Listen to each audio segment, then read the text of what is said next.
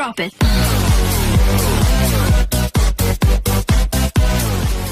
Hello students. Today topic is mercy. Mercy, which is composed by the great personality William Shakespeare. William Shakespeare, he was born on April 1564 and he was dead on April 1616. Students, in this poem, the great personality William Shakespeare is mentioning about the very good poem Mercy. Actually, he is saying, it means William Shakespeare is saying that no other quality of human is as great as mercy. If you want to be a great person, a great personality, then you should have this unique quality mercy. William Shakespeare ने हमको इस poem में students ये बताया है कि यदि आप किसी की महानता का ज्ञान करना चाहते हो, यदि आप ये पाना चाहते हो कि महानता क्या होती है, तो विलियम शेक्सपियर ने इसको विस्तार पूर्वक बताया है और कहा है कि महानता का मतलब है दया। यदि आप महान बनना चाहते हो तो आपके अंदर एक गुण दया होना चाहिए। उन्होंने कहा है कि दाता और ग्राही, गिवर एंड रिसीवर, ये दोनों ही तब ही महान होते हैं जब इनके बीच में दया का आदान प्रदान हो। उन्होंने कहा है कि इस संसार में सबसे महान हम लोग राजा को मानते हैं और राजा के मुकुट को मानते हैं, राजा के झंडे को मानते हैं और हम लोग राजा के राजस्व को, राजा के राज को देखकर उसकी महानता का अनुमान लगाते हैं। लेकिन यदि उस राजा में दया नहीं है तो वो राजा महान नहीं हो। विलियम शेक्सपियर ने इसमें कतई नहीं कहा है कि यदि वो राजा है तो वो सब पर दया दिखाए, लेकिन उन्होंने ये जरूर कहा है अपनी अंतिम पंक्तियों में, यदि वह अपने न्याय करते समय इस बात का ध्यान रखे कि यदि वह थोड़ी सी अपने न्याय में दया मिला देता है तो वो एक राजा, एक ईश्वर के समान हो जाता है। Okay students, let's start the poem. The quality of mercy is not strained, it dropped as gentle rain from heaven upon the place beneath, it is twice blade, it blessed him that gives and him that takes. तो students, William Shakespeare कहते हैं the quality of mercy is not strain. दया एक ऐसा गुण नहीं है, the quality of mercy is not strained, एक ऐसा गुण नहीं है जो स्ट्रेन, जो बलपूर्वक किसी पर दर्शाया जाए। यानी दया एक ऐसा गुण नहीं है जो किसी पर बलपूर्वक दर्शाया जाए, ये तो आपकी अंतर आत्मा से निकलता है। यानी हमें किसी पर दया दिखानी है तो हम बलपूर्वक दया नहीं दिखा सकते और कोई हमसे बलपूर्वक दया दिखवा भी नहीं सकता। It dropped and gentle rain from haven, कुछ तुलना की है उन्होंने कहा है it dropped and gentle rain, ये तो एक साधारण सी सीधी सी बारिश के समान होती है। फ्रॉम हेवन, जैसे कि आसमान से, हेवन स्वर्ग या आसमान कहा जाएगा। पोएम बेटा अपने अर्थ पर चलती है तो उसका हमें उसके शब्दों से नहीं, उसके भाव से अर्थ निकालना होता है। तो विलियम शेक्सपियर कहते हैं दया एक ऐसा गुण है जैसे आसमान से बारिश गिरती है अपॉन द प्लेस बीनेथ, सीधे पृथ्वी पर। जिस प्रकार बारिश सीधे आसमान से पृथ्वी पर गिरती है और इट इज ट्वाइस ब्लेस्ड, ये दोनों को आनंदित भी करती है। आसमान को हल्का करती है, बादलों को ये हल्का करती है और पृथ्वी को ठंडा करती है। यानी जो हमारी बारिश है वो जहां से निकली उसको भी आनंद मिला और जिसके पास गई उसको भी आनंद मिला। उसी प्रकार दया है, इट इज ट्वाइस ब्लेस्ड, ये दोनों को भी आनंदित करती है। It blessed him that gives, यह उसको आनंदित करती है दैट गिव्स, जो दया देता है, जो दूसरों पर दया दिखाता है उसको बेहद ही आनंद की प्राप्ति होती है। एंड हिम दैट टेक्स, और उसको भी अभूत आनंद की प्राप्ति होती है जिस पर दया दिखाई जाती है।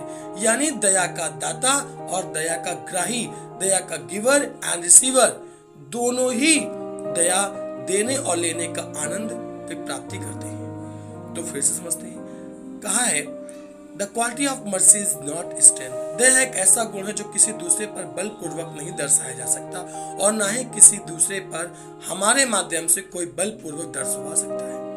और उन्होंने कहा दया एक ऐसा गुण है जिस प्रकार आसमान से गिरने वाली बारिश दोनों को आनंदित करती है, चाहे वो बादल हो या पृथ्वी, उसी प्रकार दया होती है, ये दोनों को आनंदित करती है, चाहे हम किसी पर दया दिखाएं या कोई हम पर दया दिखाए, दोनों ही शर्तों पर हमें आनंद की प्राप्ति होती है। उसके बाद कवि कहते हैं, TISS mightiest in the mightiest it becomes the throned monarch better than his crown.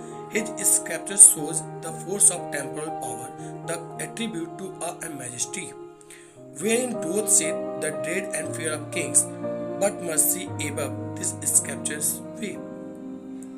तो स्टूडेंट्स, इसमें कवि कह रहा है TISS mightiest in the mightiest, यानी सबसे इस दुनिया में सबसे सर्वशक्तिशाली व्यक्ति का सबसे सर्वशक्तिशाली या सर्वोत्तम गुण दया ही होता है। TISS mightiest in the mightiest It becomes the throned monarch better than his crown.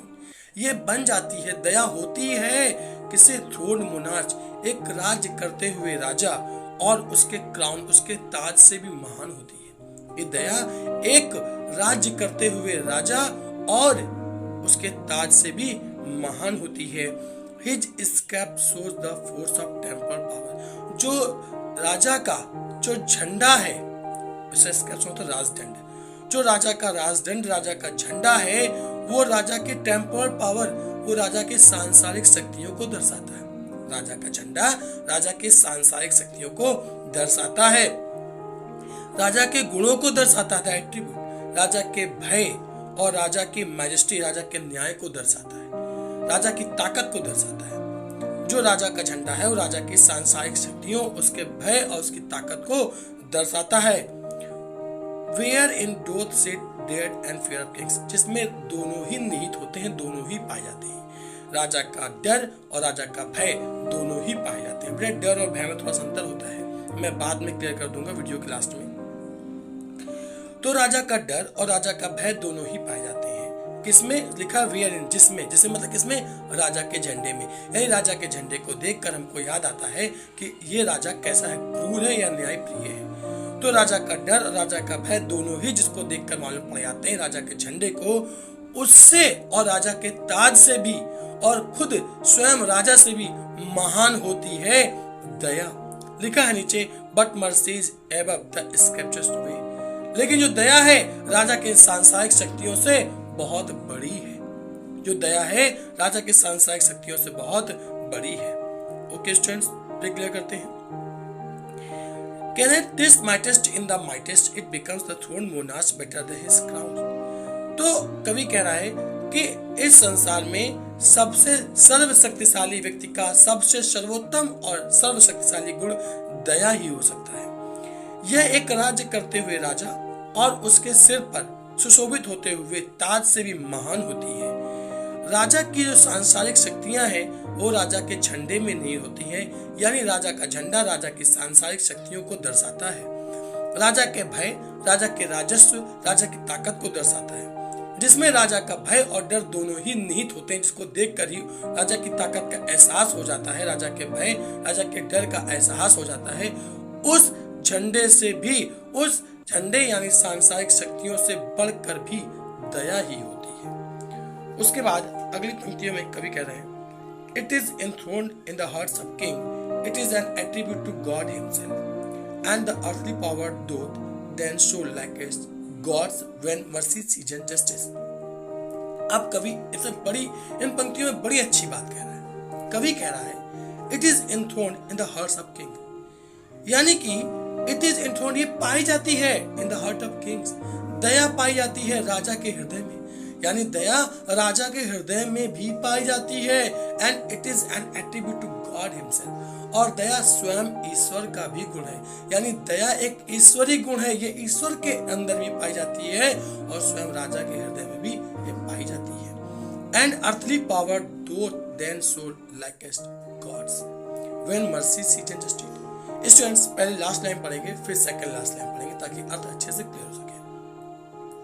तो इसमें कवि कह रहा है व्हेन मर्सी सीजन जस्टिस, जब राजा अपने जस्टिस या न्याय में सीजन मिला देता है मर्सी दया को, जब राजा अपने न्याय में दया को मिला देता है तब राजा का स्थान, द अर्थली पावर, राजा की सांसारिक शक्तियां ईश्वर की सांसारिक शक्तियों के समान दर्शने लगती हैं। यानी ईश्वर की सांसारिक शक्तियों के समान राजा की शक्तियां हो जाती हैं और राजा का स्थान ईश्वर के समान हो जाता है जब राजा अपने किए हुए न्याय में थोड़ी सी दया मिला देता है, तो राजा का स्थान ईश्वर के समान हो जाता है। तो अंतिम 4 पंक्तियां फिर से पढ़ते हैं, दोहराते हैं, समझते हैं।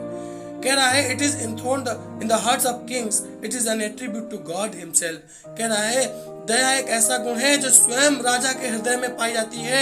दया एक ऐसा गुण है जो स्वयं ईश्वर का भी गुण होता है, यह एक ईश्वरी गुण है। और यदि कोई राजा अपने न्याय में थोड़ी सी दया मिला दे तो राजा का स्थान ईश्वर के समान हो जाता है। तो स्टूडेंट, मैंने कहा था मैं लास्ट में आपको डर और भय में अंतर बताऊंगा। तो स्टूडेंट्स, मैं आपको आज प्रैक्टिकली थोड़ा सा बताता हूँ, जैसे कि आज के माहौल में जो होता है। समझिएगा, जैसे कि आपने स्कूल जाते समय कोई होमवर्क नहीं किया तो आपके अंदर टीचर नाम का भय होता है कि वो हमको पनिश करेगा, वो दंडित करेगा।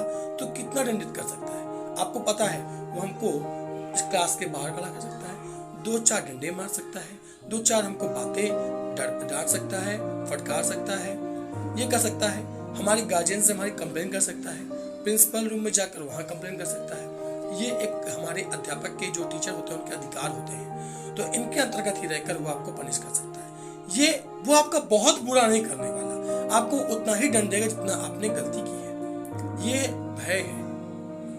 और डर का मतलब इससे होता है जैसे आप अपनी कक्षा से बाहर निकले या स्कूल से बाहर निकले या आप कहीं भी जा रहे हैं, आप किसी और से खतरा है कि मुझे मार पीट कर सकता है, मुझे मार सकता है। किसी व्यक्ति से आपका झगड़ा हो गया और वो कितना भी आपको मार सकता है, किसी भी हद तक आपको मार सकता है, उसकी कोई भी सीमा निश्चित नहीं है उसके दंडन की।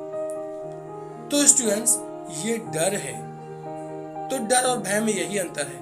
डर में हमको पता नहीं होता है, जैसे हम दूसरे देश से पकड़े गए तो डर है वो क्या भी कर सकते हैं, हमारे साथ कुछ भी कर सकते हैं, किसी गलत काम करते पकड़े गए। और स्वयं के देश में गलत काम कर गए तो मालूम है कि संविधान के अंतर्गत रह कई सजा दी जाएगी। ये भय है, कानून का भय होता है और दुश्मन का डर होता है। ओके स्टूडेंट, यदि वीडियो का कॉन्सेप्ट को क्लियर हुआ है तो प्लीज वीडियो को लाइक करें, चैनल को सब्सक्राइब करें और वीडियो को ज्यादा से ज्यादा शेयर करें। जितना आप शेयर करेंगे मेरा मोरल बढ़ता जाएगा और मैं उतने अच्छे वीडियो आपके लिए बनाऊंगा। ओके, जय हिंद।